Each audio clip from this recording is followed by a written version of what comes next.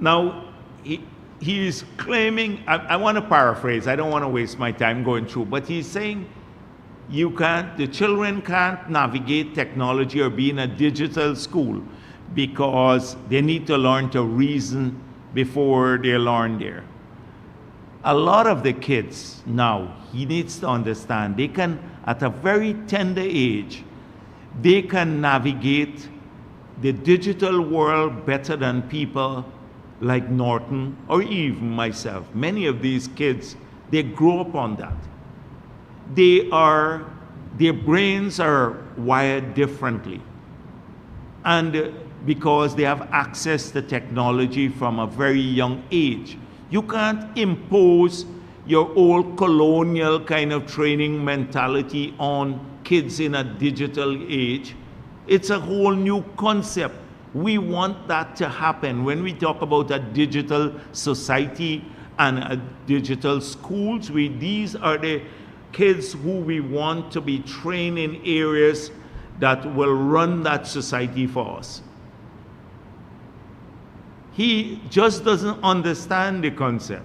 And technology can be a vast tool now to better deliver not just a curriculum, but to enable children to better reason and comprehend. So reasoning and comprehension has taken a whole new leap in the digital world. You can't fight technology, especially since you're using technology to generate your manifesto. Like they're put in through AI. That's what they're doing. But he doesn't even know that. He probably thinks his AI is some person's name down the road. Disparaging our children. So he started off with gold scholarship, then he ran to young people, they're beggars now. Now the children, they're wasted time. Don't let them go to use digital tools. Just let them, put them back in a classroom like we had when he was growing up. And this shows a leader out of touch with what's happening in the modern world. So that is what we got at his campaign launch. So that's another thing, out of touch, disparaging large sections of our community. Then, and not just that, it didn't come only from him. It's also Director Finance saying, oh, we are giving people swampy house lots. They didn't give anything. We're giving people swampy house lots. A lot of them started off in swamp. You should go and see Diamond. The first house in Diamond, they like to claim everything. Her first house that was built in Diamond, as president, I went with the army and we built that house. You have a community, it was swampy when we put in the infrastructure. Now we have 5,000 houses there, we have schools, we have a police station, we have hospital now, a modern hospital, we have banks there. That's how it started off. It was swampy at the beginning, yeah. And that is now it evolved into that community there. They don't understand these things. They run down everything. If you fly over, I was talking last week, I flew back from Berbice, and I'm flying over, and the scale of what's happening on the East Coast with the 20,000 house lots, it's unbelievable.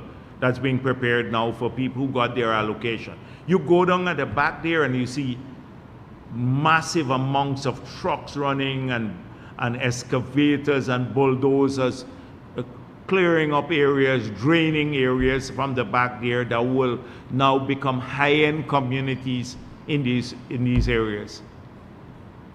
I told you one time here, we were at the back of Diamond, that we were pushing down tall trees. It's like a jungle to prepare new house lot there. They found jaguars there. The jaguars had to run away. A guy asked me if we're not changing the habitat for the animals, you know, but I said we need land for people too. The jaguars can go back a little bit in the jungle. We have 86% of the country covered with forests. But this is what we're doing. We're effectively taking a jungle at the back there, transforming it, and once people start going there and building their homes, there will be 5 minutes from a shopping mall coming on the Heroes Highway, and 10 minutes from maybe a hospital. But it's a jungle now before. We see it as a potential tour. This swampy house lots that you were to say. They didn't give anything, but we're giving swampy house lots. Running down things. That was their campaign launch. So then a lot of the subliminal, unintended things came out too at their campaign. So things they're discussing privately, but they hope that will not come to the light of day this early. And so when someone said, guys, sugar done, and Norton saying at his press conference, I'm keeping an open mind on legalizing marijuana. That's what he said at the press conference last Friday. You need to connect the two. Obviously, the conversations are taking place. So Norton, when a man said, we plant marijuana now, we're closing down the sugar industry and plant marijuana. And then the leader of the opposition saying, I'm keeping an open mind to this planting of marijuana. But, so two things, is we're discussing it, that planting marijuana, and secondly, sugar done. This is someone on their launch plant. You launch your campaign and someone says that. Sugar done. So all the sugar workers there that they've been lying to again, you know, they're telling Norton, saying at the press, I want to expand and sugar and all of that. That's what you get. You got it in 2015, you're getting it again. Promises, but the subliminal, or not just subliminal, but the quiet discussions that they have in Congress Place and other quarters came out on the platform. They were hoping it would not come out there, but it came out about marijuana and also about the closure of the sugar industry. So these are just some of the things that came. I went through several things. Unsustainable promises, the lack of diversity, the racism, the old campaign tool of extrajudicial killing, their arrogance and disparaging of large sections of the country, including young people, children, and those studying, the outright dismissal of a sector, sugar done. These are all things that came out from the rally. What else? What else from the rally launch? So if you are an independent person and you had to choose political parties, that's what you're choosing, versus clear, distinct plans for the future that we have laid out in every sector. Job creation, healthcare, education, support for industries, development bank, support for children, elderly, disabled, young people, massive support for young people to create jobs, to assist them with financing, to set up businesses, make sure they get good quality education, they get a house lot, they get assistance to build homes across the country. That is what you get versus what I've just spoken about from APNU and AFC. So, I don't know, Nigel Lewis is around. I saw him playing domino outside of the Umanayana. Now that's becoming like a little farce too. So I saw APNU showed up there with a bus. So we thought the nomination had opened up. So our people went there too. I don't know if you saw the image with Susan and others, Susan Rodriguez, Kwame McCoy, Jason and the others, they went down there because we thought the line started. So we wanted to be there early too, as a political party. The last time we were first, but they gave APNU, GCOM gave APNU the #1 slot. It didn't matter then in 2020, and it doesn't matter too much now. So we showed up there, and then we found out from GCOM whether they're allocating numbers now. And GCOM said they didn't take over the sites yet.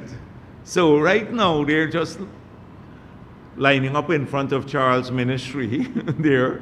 GCOM has not taken possession of that building as yet. So we wrote GCOM, and they responded, and then they said, but we acknowledge your presence there and everything else. So we told our people, leave, don't go and stand there all the time. So now I saw all of the Nigel went up there to Nigel Hughes and others, they're playing domino. But their fear, you know what's their fear? The reason APNU started so early is that the same people might be signing the backers list for AFC, APNU, and Amanza party. And I don't know if the other lady too, she's still running. One from Bartica, Simona Brooms.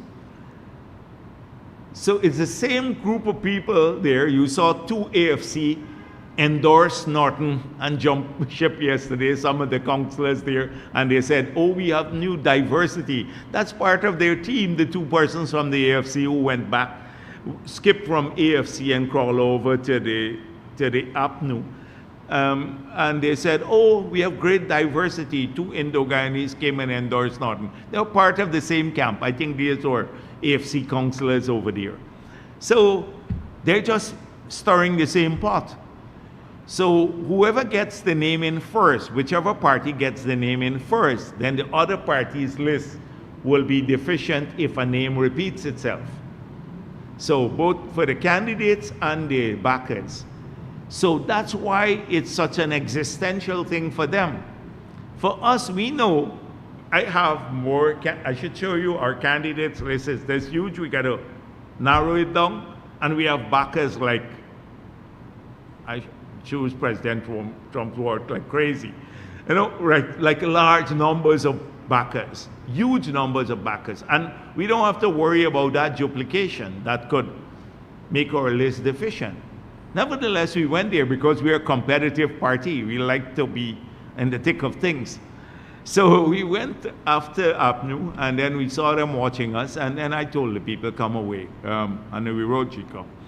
But they are fighting each other because of that very reason. They're worried that their list would be deficient. And so Nigel Hughes, I was talking about Nigel Hughes. I strayed a little bit to that issue. Nigel Hughes now did an interview. AFC is nothing like PPP and PNC.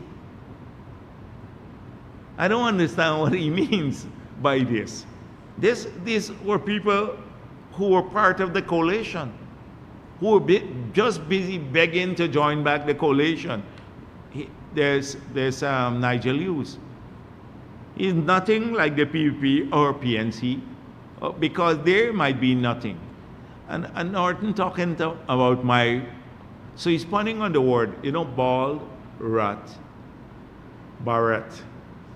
So if I use his word, I'm just thinking about it, Norton, nothing. You know, right? If I should be really saying that, Norton, nothing. If he's saying Bharrat, bald, rat. So I should really, this is a nothing party too. The AFC is nothing, not AFC. AFC is nothing. They should have stopped it like that. If AFC is nothing like PPP or PNC, they should stop it. Just the headline there. This is a waste of time party. That's why people are jumping ship from the AFC, and I don't know if they're going to be able to put up a list, because it seems as though everybody leaving them.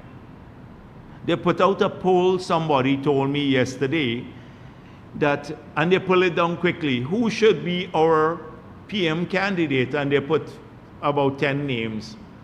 How would a political party go and do a poll, an online poll? That's not even scientific. You know, online poll, one man vote 10 times and stuff like that if he like you. So Patterson will have a couple of people who, like the Bangle gang, would vote 20 times from him, right? That is what will happen. Who does that as a serious party? Which you go on a poll to determine your prime ministerial candidate, an online poll at that. At this stage, imagine we're how many days from nomination? We only have like 3 days more before nomination day. And they're now putting out a poll as to who will be their PM candidate. So this is a nothing party. So he said, with respect to the People's Progressive Party, you said it has not set out a 10 to 15 years plan. So we didn't set out a 10 to 15 years plan. I just spent a ton of time last week and the week before and many, many weeks speaking about the national development strategy, the competitiveness strategy, the poverty reduction strategy, the low carbon development strategy. Even when Patterson took credit for the bypass, you know, I had to just a couple weeks ago show that the route was already mapped in 2003. We had the route settled, Ogle to Eccles, Mandela, all the way up. We had in the document in 1996 that I handed over to Dr. Jagan when I was Minister of Finance, that we talk about a high-span bridge across the Demerara River, high-span bridge across the Berbice River, paving the Linden-Sioux Dike Highway, repaving it, we building out the road to Lethem, and paving the stretch between Linden to Mabura Hill. It's in the LCDS. We like to take credit for that too. It's a lot of those things are there, 20 years, and I explained why we couldn't get them implemented because of the lack of money, the country being insolvent, left insolvent by APNU. So he says we haven't laid out no 10 to 15 year plan. What have they laid out? He got a girl named Nakisha Sinclair writing their manifesto for them and doesn't even want to pay the girl. That's what you see, the big controversy all the time. Some big fight between the girl and him saying, you stole my ideas. I wrote the stuff for you. And he goes to, I don't know, it might have been in an interview, and says this about us.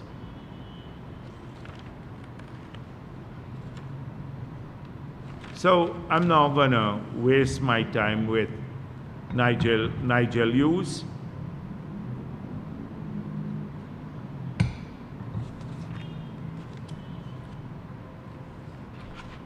And then I think because their campaign is so weak, they are looking for help from everywhere, including from the Mohammeds. We've seen earlier the collaboration between APNU and AFC and the Mohammeds. Their sole objective is to bring the PPP under 50% in the parliament. They know they can't win the presidency, so that's what they're working towards, like what we had in 2011 with the subsequent disastrous consequences for the country. So it's not going to happen, but they believe that Mohammed can help them to achieve that. So that's why there is some behind-the-scenes collaboration, a lot of behind-the-scenes collaboration, and the lack of you notice APNU doesn't say anything adverse about the Mohammeds or the AFC. If you look at all of the activists who are part of the Mohammeds camp, who are organizing for him in every region, it's either PNC, former PNC, or AFC members. So that's the collaboration there, and I think they do so with the tacit approval of the leadership in Georgetown. But I predict that they're going to soon start criticizing. APNU will criticize because they've seen now that the Mohammeds are going to make no difference in the PPP support base. They'll make no difference whatsoever. And it may work against them. The same APNU and AFC who've been collaborating with him. So that's why I saw Nigel Yu saying favorable things. These are the man who said when he met with the Mohammeds, he said he needed Raphael Trotman in the meeting to advise him politically, but they came to consult with him on a legal matter. Well, we know bullshit when we see it or hear it, and that's nonsense. We know that. So they've been working together, with that hope. And that's why you see they don't say anything about him, and even Christopher Ram and all of the others are writing in favor of him. Just imagine a couple of years ago they were saying this man was being defended by the PPP. He's a crook. Rickford Burke read out the whole thing about drug dealing and mafia, Russian mafia, laundering money for the Russian mafia and gold smuggling and everything else. And then they switched to supporting. So that's it. We know the game there. So I wasn't surprised when I saw Nigel Hughes again defending the Mohammed, or Christopher Ram writing a letter. And I wonder who Christopher Ram filed the case. I wonder on whose behalf he filed the case. You should check that. Some in court. So a number of people have been calling. There are a couple of things that I've spoken about the Mohammeds and the free pass that they get from the media, including so I see all sorts of analysis being done now. But just imagine, so this party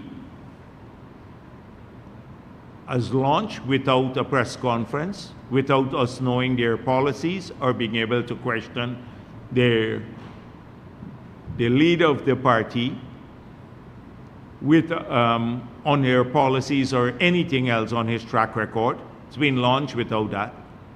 It will go nomination day to put in a list, and I'm sure that they would hide him again.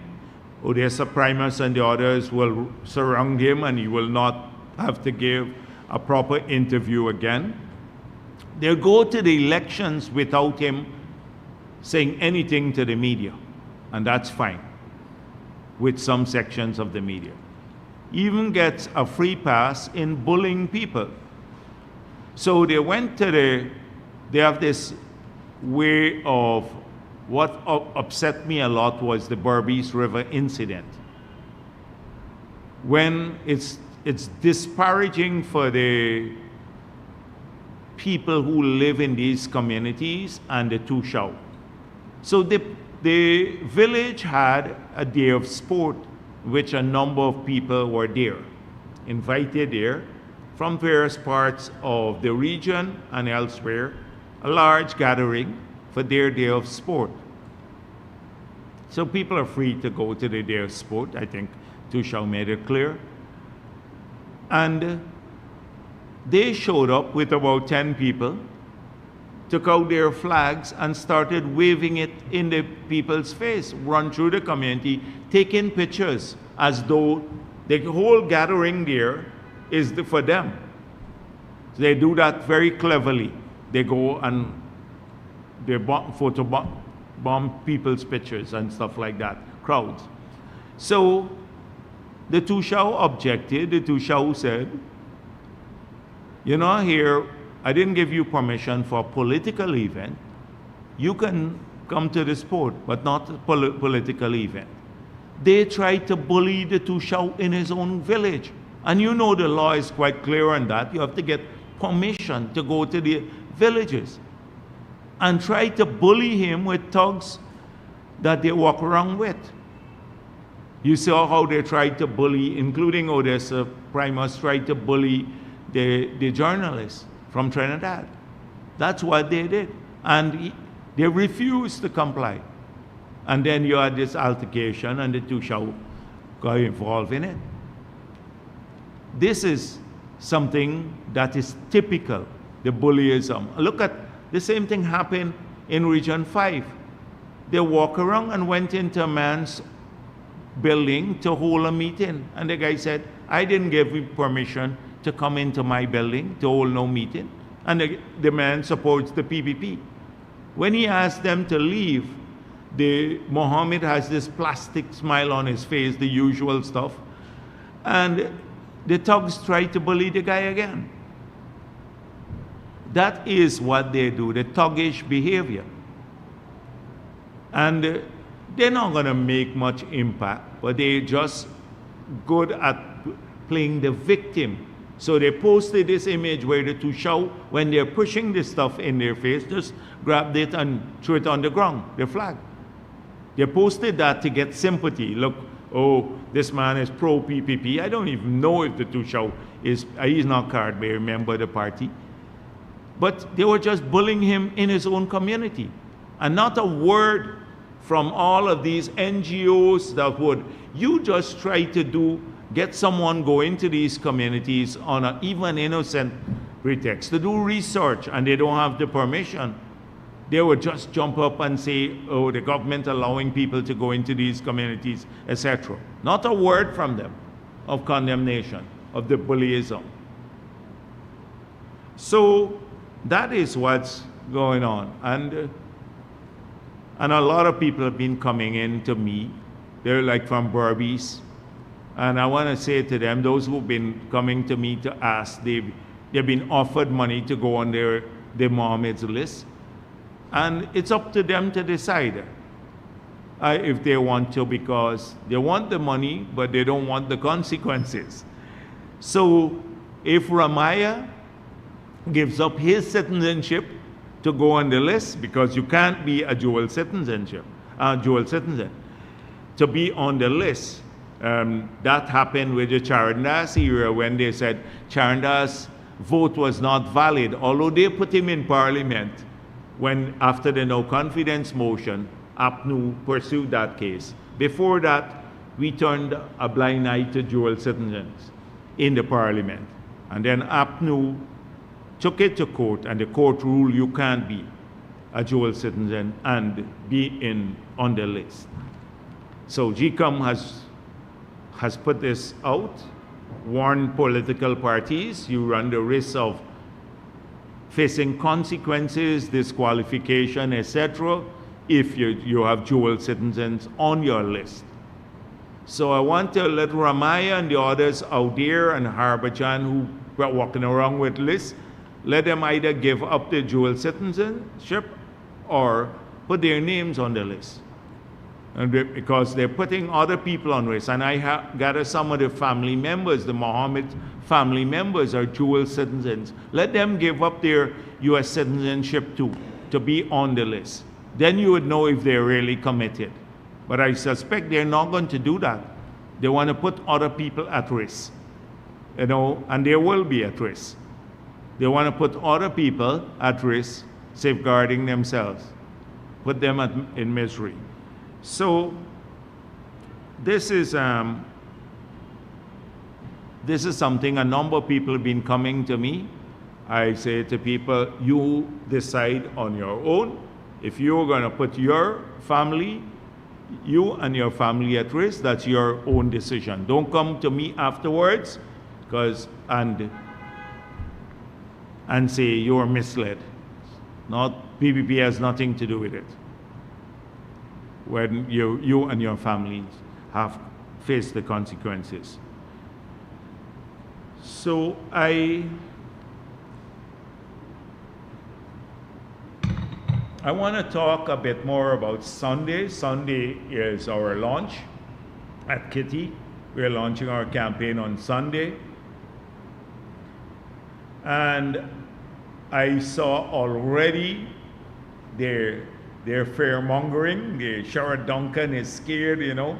I think he has second thoughts now about joining APNU after the disastrous launch they had. So he's fully panicked. I think they jumped ship to get a seat in Parliament, but I think that looks a bit tenuous now. So he's already saying, oh, we are bullying people to go, part-time workers to go, we're bullying contractors to go to our rally. If you come there, you'd see happy people. You're not going to see sour people. Actually, I mustn't say that people are sour who went to their rally, because I saw some nice-looking people, elderly mainly, who were at their campaign launch. And they were very positive about the PP government when doing interviews. You know, they were doing interviews and people are saying, oh, really? What's wrong in your community? What will you change? We don't want to change anything. Things are going well here and stuff like that. But we support APNU. You know, I can understand the loyalty. I can understand it. You have to come, you know, many people are born, have an emotional attachment. Not the young people so much, because they can't afford an emotional attachment, because the emotional attachment may lead to disaster in your personal life. You got to be very sensible, not the emotional so much. Use your head, the brain, in making decisions, because that's what would lead you to a prosperous life. So you're going to see happy people here. You're not going to see people forced to come there, because our message would be positive. Our message is positive. We're working for all Guyana. We're bringing people together across race. Everyone is included. Housewives, as young people, the people living with disability, or children, the miners, everybody, the rice farmers, the sugar workers, every group, public servants or joint services, they can look to our plan and see things for themselves, either directly or part of the things that affect society. They would all see themselves in our plans. And every region is included. Every region, all 10 regions of our country, they're included in our development plan. So that's what, we have things to talk about. We can talk about what we did, the positive things, and there are lots to talk about. Yesterday I had a meeting with our speakers, the third speakers at our political meeting. And we gave them a huge package of material like this, every one of the speakers. And we said, don't read this out at the meetings, because it will take like hours and hours to read out. These are all the achievements in every sector. Because if you do that, people they come to the meeting, the village meetings and stuff like that, because they like you. But now it's a different era. People on social media a lot, they don't have that long attention span. So focus on the key things. But we had a stack of research material to give to them, to our speakers. I can't imagine APNU having anything. They might be a one-pager, and it would say extrajudicial killing, racism, blame the PPP for everything. That's it. Because what else? Deny Reagan elections.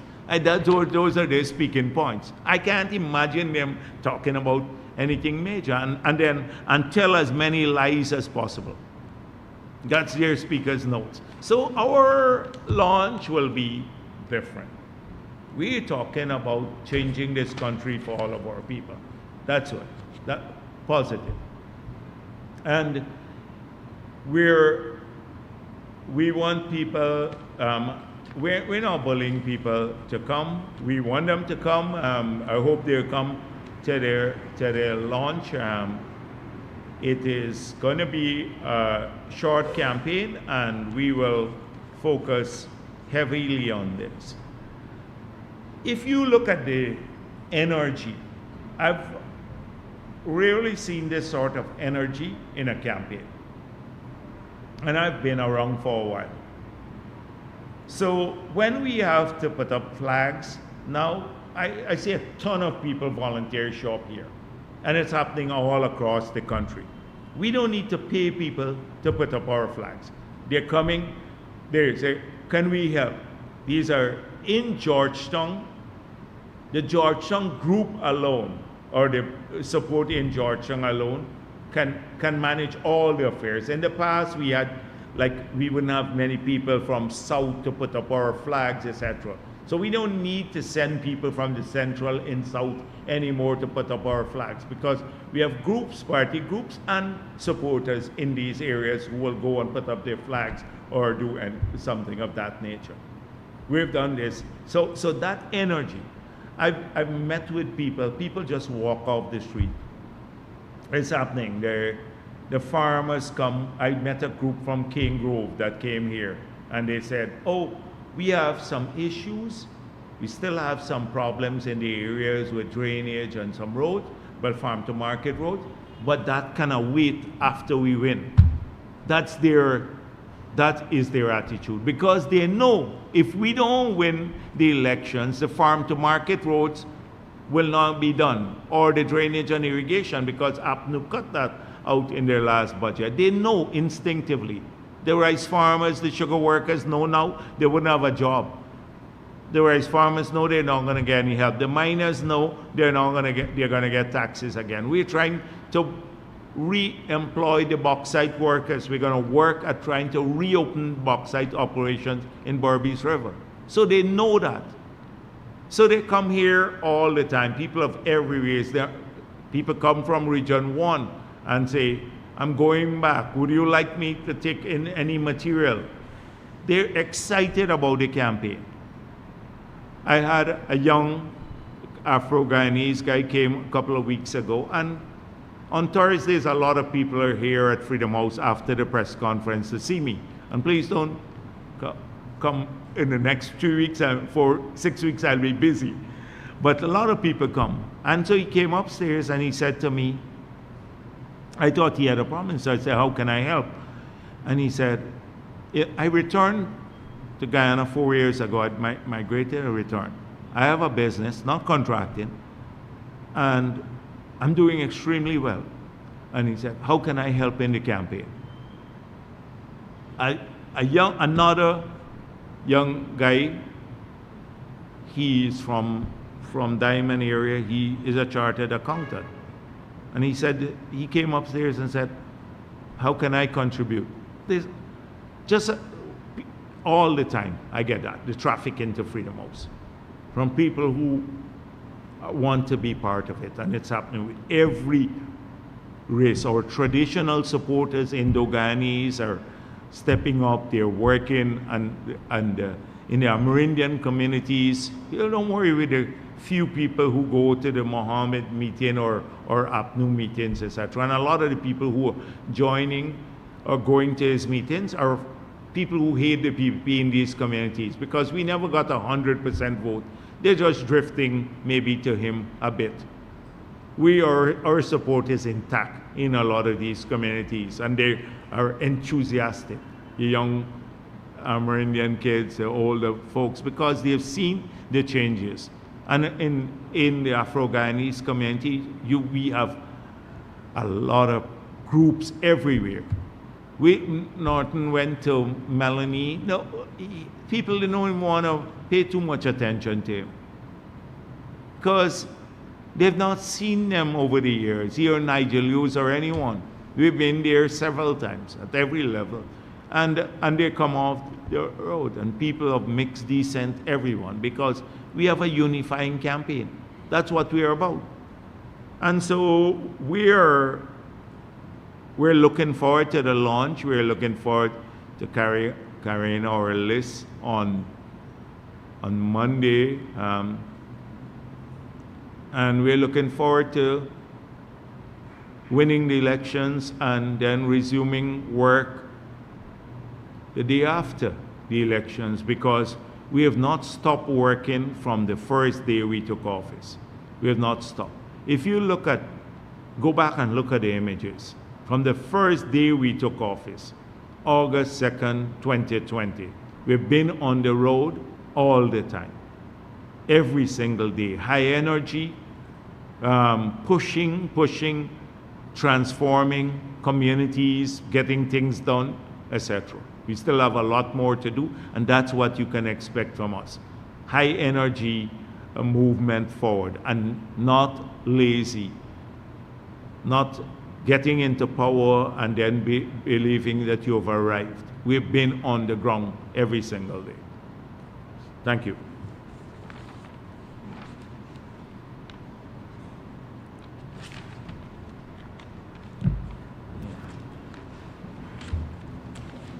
Yes. Good afternoon, Doc. Good afternoon. Wendell Jeffrey, Channel 2 Headline News. In America, they speak of the October surprise. Election day is November. Yeah, sure. Is there going to be an August surprise? I'm speaking in light of the fact that both you and the President, Dr. Irfan Ali, seem to have agreed with America that you have enough information to support the sanctions that were made against Mr. Mohammed. Are you going to take that information and use it to bring a case formally against Mr. Mohammed before the elections? And if so, do you think that that would be perceived as election interference? So we don't have to agree with the United States of America on the information they have. The information of the criminality of the Mohammeds that they have exists independent of what we think or whether we agree with it or not. The United States ambassador to Guyana said, we have a mountain load of evidence to support the sanctions, the OFAC sanctions, when those were announced against the Mohammeds. So whether we agree with whether the evidence or not, they have it there. That's the first thing. It is not the People's Progressive Party that accused the Mohammeds of gold smuggling, drug trafficking from Colombia, and laundering money for the Russian mafia. It was the Reuters that did so. They said they are aware that the United States government, several agencies in the US government, are investigating them for these offenses. That's Reuters. I pointed out that Reuters is a credible organization. Reuters said that the Treasury may be looking to sanction them.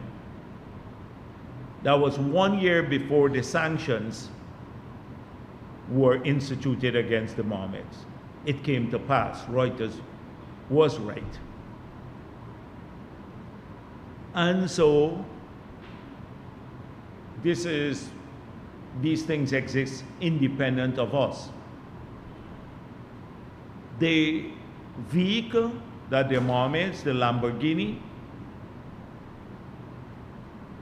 many of us in government did not know how much he paid for Lamborghini in taxes, because I don't check who is paying taxes on a daily basis or not.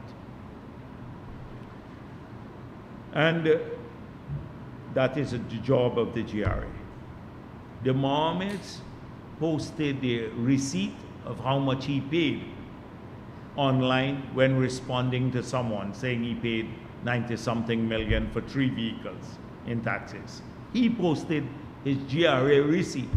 2 days later, GRA said, well, the information was you signed to a document saying that was an interim assessment, and we have the right to come back and reassess if new information comes to light. The invoice he supplied was false, a fake invoice. They wrote the US government, and the US government investigated, and the Department of Treasury supplied them with the accurate invoice, supplied GRA through the Ministry of Home Affairs with the accurate invoice. That showed it was nearly 10 times more that he paid for the vehicle than he declared, and thereby evading a lot of taxes. GRA filed a charge for false declaration against him when he refused to pay. They gave him an option to pay the additional taxes. He refused to pay it. No persecution so far. The fact is that he has been coming after the PPP. We defend our record. So we will defend our record, but we're not persecuting him. He likes to claim that. He goes and lies around the country that the PPP sanctioned him. We didn't sanction him. The US did. But we're obligated once he is sanctioned. This is a serious, serious business. Very few people in the world are sanctioned by the US Treasury. The more common form of sanction is the visa withdrawal. But when you get sanctioned by the Treasury, you can't do business with US entities anywhere in the world. If you're local and you do business with the Mohammeds, you're subjected, or you could be subjected to a law enforcement action or be sanctioned yourself.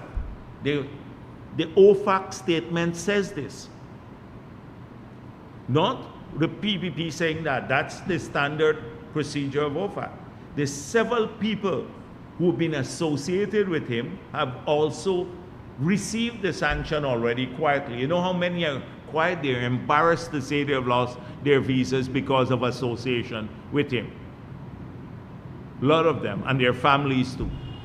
Because not just you, it's your entire family. So we didn't do that. We didn't know Primus's visa would be taken away. She waved it around saying, I still have my visa. She went up to the US. They took it away. She came back and lied, saying she went up there to give it up. You know, like she traveled to New York to give it up. You know, I just gave it up. You could have done it in the embassy. She had to go up there. That sort of thing. So my point is that, and I think Dennis asked me last week about whether the investigations must, in FIU, GRA, the police, that should continue their work in collaboration with the US government.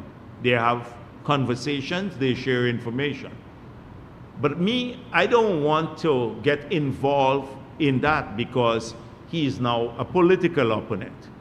So they have to continue their investigations, but we will not, I'm not going to ask for info about him because he's a political opponent.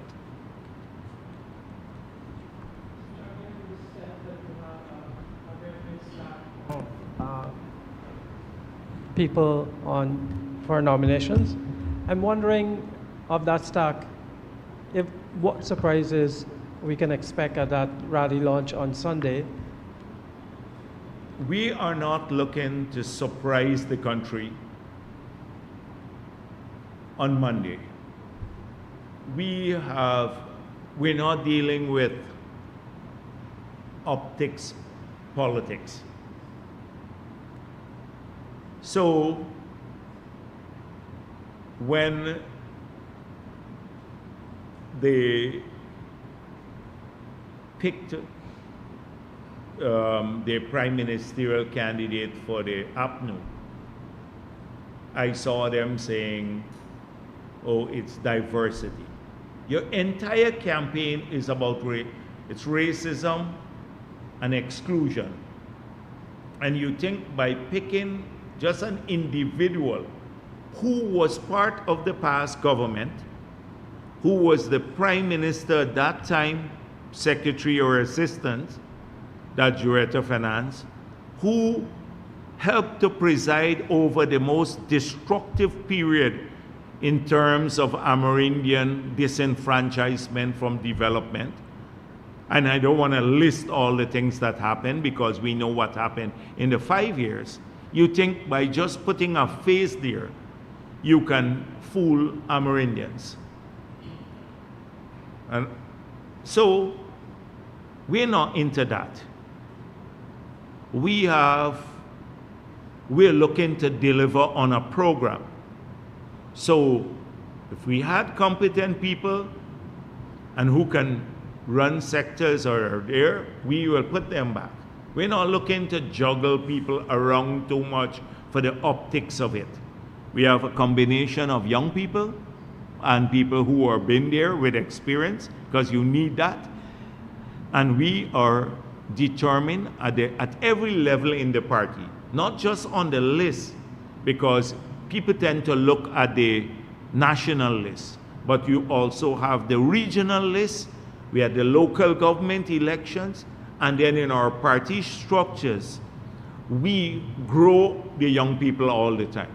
So you're going to see young people on the list, quite a few of young people on the list, but we're not looking for the optics politics. You'd find that the list would look like Guyana, people of every race. You'd find a lot of that. And that's not because we're trying to make a point about diversity. It is done in an organic way because these are our supporters and people who support us or share our vision. So we're not doing it for the show of it. These are people who are actually members. This is a composition of our party and our wider circles. They're diverse, so it's easy for us to pick people, a diverse list, because our base is so broad and it reaches into every community. You had a one-seat majority. Obviously, you're looking to do way better at these elections. Yes. I'm wondering if there is, I know you've talked about your plans, but is there one particular message that Sunday you hope would stick with voters? You're going to have lots of messages, but they'll all be about progress, prosperity, our people growing, that would be the message. Our country, patriotism, love for country is vital. Those are the kinds of things, positive things, So multiple messages, but all reinforcing the love for this country, working towards progress, bringing all of our people together. That is what our campaign is about. All at Guyana making progress. We still have a lot of things to do. There's several people who have not had all the benefits. I see some people say, oh, we still have poor people, and the answer is yes. The answer is yes. We can't get rich in 5 years because of oil, and oil is only 37% of the budget. You can't do that, but we will make sure that they're not excluded, that those people who live now in poor circumstances, they get their help through jobs and better housing and that more benefits, direct benefits, and we get their children supported, all of that for them, wherever they live in this country. So that's what our message is about, not a single thing. If you had to say that, it's about, for me, it's now a stage where it's just love of country and bringing our people together would be the most important thing in our campaign, to Because if we do that, we have the energy of the entire country behind us to achieve the things that we want for Guyana and all of our people. That's what we're hoping to get, the energy behind all the plans so they can easily be implemented.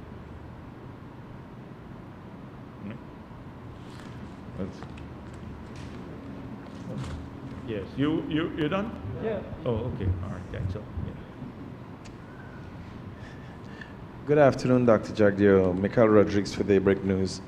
I know you have tried to walk a narrow line since the Mohammeds who are sanctioned have become political opponents. But don't you think it is an obligation of the government to warn and go above and beyond and warning Guyanese about the effects? I was just looking at a document. I made an application around July. I received a communique from GBTI Bank about their inability to give me an account. I'll be posting it in a few moments. And when I look back, I realize it's June of last year that the Mohammeds were sanctioned. And one of the things I thought would have been advantageous to me getting an account at Republic GBTI Bank is showing them the contract I had with the Mohammeds. Now looking back at it, even a bank account you're going to lose. Don't you think the government should be doing more in educating its people? People have the right to vote who they want to vote for. Yeah. But in light of the people, some people who are uneducated might be walking directly into danger or discomfort. Don't you think the government needs to do more to educate the people of the dangers of association with the Mohammed, outside of their being your opponents? Well, in society, it's not just when you have a free media. The media should do this. But in this country, the media is so aligned that they will cover up all the risk of association. So you're not going to see News Source or any of those focus on this. Even Starbuck News now have downplayed the risk of association and what it can cause the country. No, their only focus has been, oh, did the PPP ask their lobby firm to go after the Mohammeds? And I made that clear last week. I answered that question. But they have not explored about his election, election of a sanctioned individual, and how that affects support from the U.S.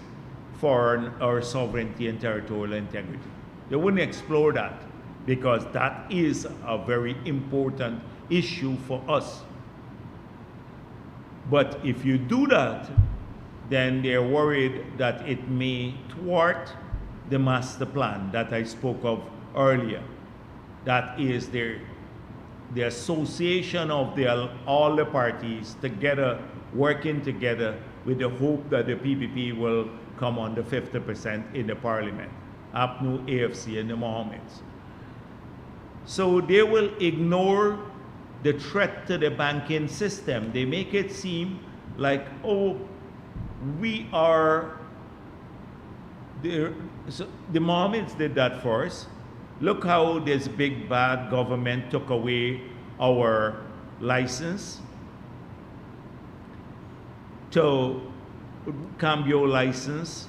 Look how this big bad government made it sure that we can't, the vessels can't sail, etc. anymore. The boats that they own can't transport stuff, etc. They have never explored the newspaper as if we had not done that, where this country would have been today. Because by now, I think none of you who sit here or any other people in their homes would have been able to use your credit card or your debit card. Any of you who have a Visa or MasterCard or American Express, I don't know if it's issued here, but would not have been able to use it. Might not have been able to make online purchases because the correspondent banking relationship with US banks would have been severed. All the banks immediately after they were sanctioned. This is a treasury sanction. They make it look like, it's nothing, it's a walk in the park. The US just sanctioned us. This is a treasury sanction. It says you have to cut ties. Every bank in Guyana immediately stopped doing business with the Mohammeds. Because if they had continued to do that, then they would be sanctioned. They would lose their correspondent banking relations with the US, effectively shuttering these banks. So they're making light of this issue. But that's a serious matter. Could have affected every single Guyanese in the country. The Mohammeds don't have a bank account. They can't own a bank account. So the money they collect now, they probably have it everywhere. They're spending it a little bit on flags and other things. But that's it. They can't have a bank account. And you could not have a bank account too. Like you might be finding out, critic, I didn't know you were subjected to maybe the FIU and the other restrictions now, because we're not putting this country at risk and all of our people at risk because the Mohammeds want to get out of the responsibility for criminal acts. We're not going to do that. And they're upset with us that we're not doing that. So we're not going to do that. If you think we're going to put every Guyanese at risk because of this, no. The answer is no. That's not how the PPP rolls. So that's it. Thank you, Doc. Yes, go on. Doc, I was at the concert that they had the other night. Okay. And while I was at the concert, I was told that Mr. Saiku Andrews was pulled. Who? Saiku Andrews, the performer. Saiku, you don't know him. Anyhow, he's a gospel singer. Okay, all right. He was pulled where? I was told that he was not allowed to perform because of his association. I'm telling you what's happening. Who told you that? Okay. But I asked Mr. No, No, hear me, okay, Doc. Go on. And I was going to ask you today if you knew anything about that. I don't even know the person. I know you don't. But now you're saying that you don't. I don't even know the person yet. So, but so that's what people ask me.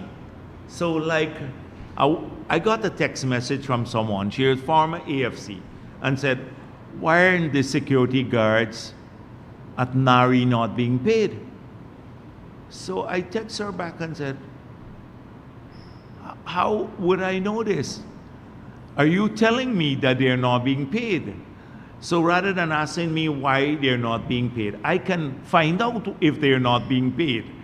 And I didn't even know whether it's Nari hiring the people directly or a private company supplying the services to Nari, a security guard.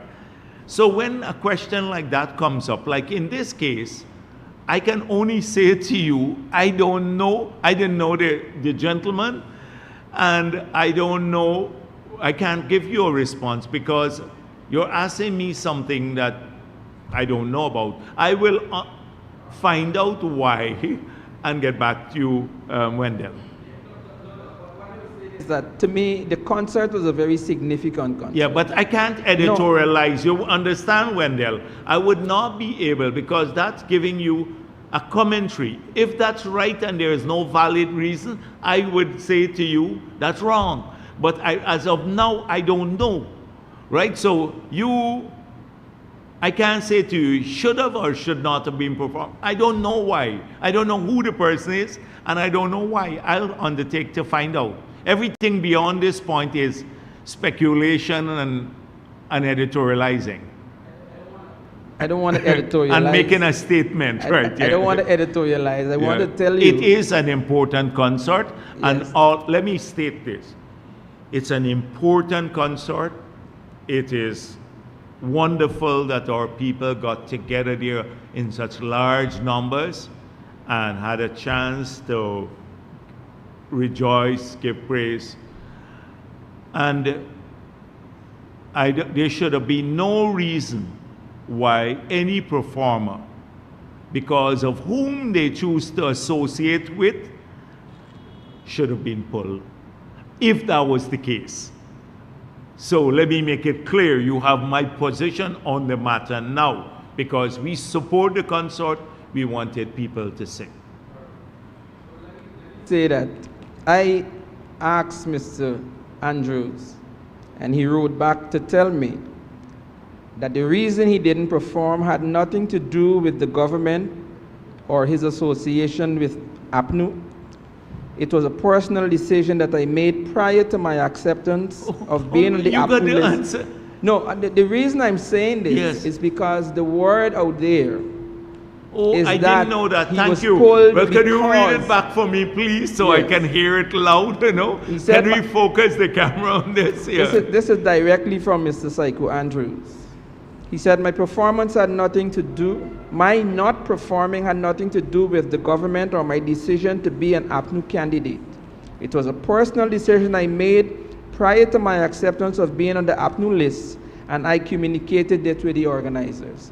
And I'm glad that I'm at the press conference, because I came to this press conference with one of the questions I was going to ask is, why was Mr. Andrews, who is a professional gospel singer in Yeah, this yeah. country, why was he excluded? I was Yes. going to ask you that, because I thought that And maybe you would did have ask had- me that. Right. You did ask me that, and you had the answer all the time.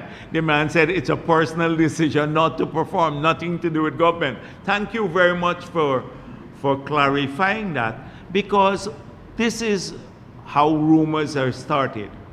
And it's done sometimes deliberately to put the government in a bad light.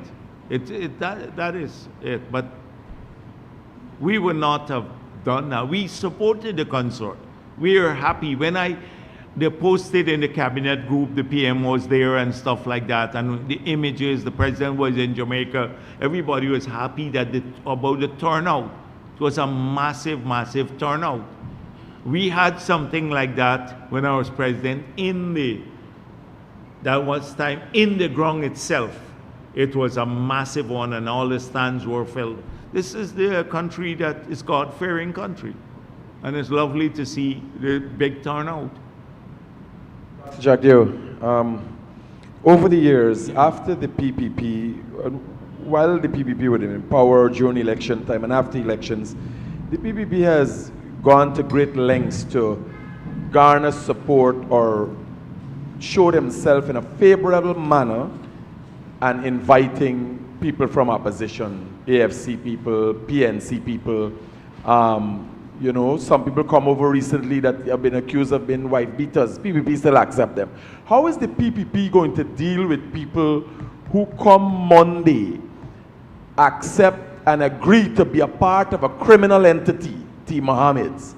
How are the PPP going to deal with those people when they come back into power?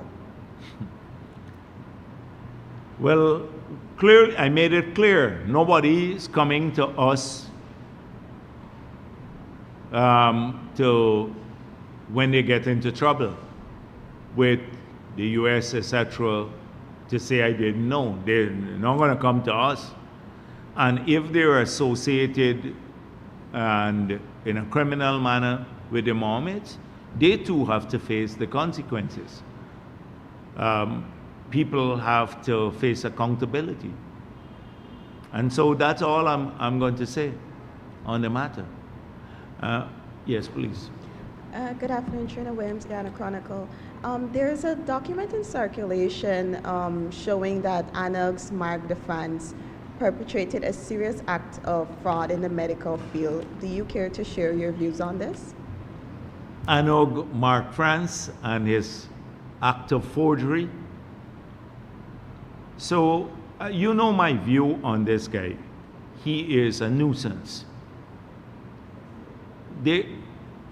I don't know if there is still an Anog, because when you have 5 or 10 members and 7 or 8 leave, can you still call yourself a political party or an individual?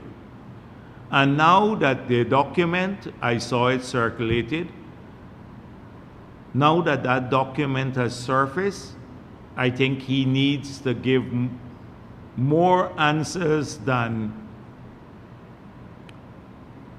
the cover-up that he has been engaged in. So he makes light of the issue.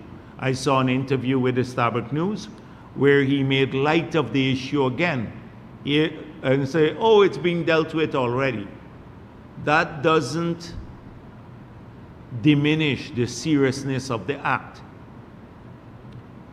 Because if you have to get a certificate, you have institutional registration, and to achieve full registration, you have to go through a rotation.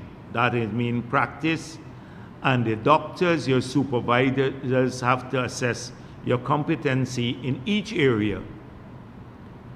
If you don't complete the rotation, you're putting at risk the patients who will come to see you. And so from what I've seen, he forged the signatures for the doctors, the supervisors in general surgery and internal medicine. Two very important areas.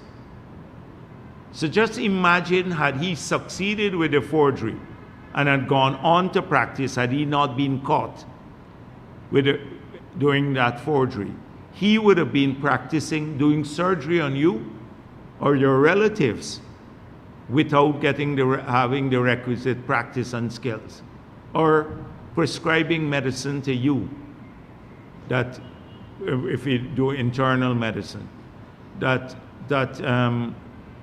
may not be appropriate. This is a serious matter. He's making light of it. It's a serious matter as far as I'm concerned. And so I think he needs to answer much more. He needs to give the media answers. But he will be hiding just like the Mohammeds do. They would be hiding from, that's why they don't want to face the press. Azruddin Mohammed would never face the press. You know, he says, I ramble at my press conference for hours. That's the usual Apnu and Glenn criticism for me. So why don't you come and be coherent for just 20 minutes? If I ramble for 3 hours, just to be coherent for 20 minutes and answer some key questions. They would not do it because they have nothing to say. So I'm hoping that these matters are pursued aggressively by the media, because people, when they enter into public life, it's a different matter. When you have a private life, that's very different than when you enter into politics or public life. Your life is open to scrutiny, and your actions, your past actions too. Thank you.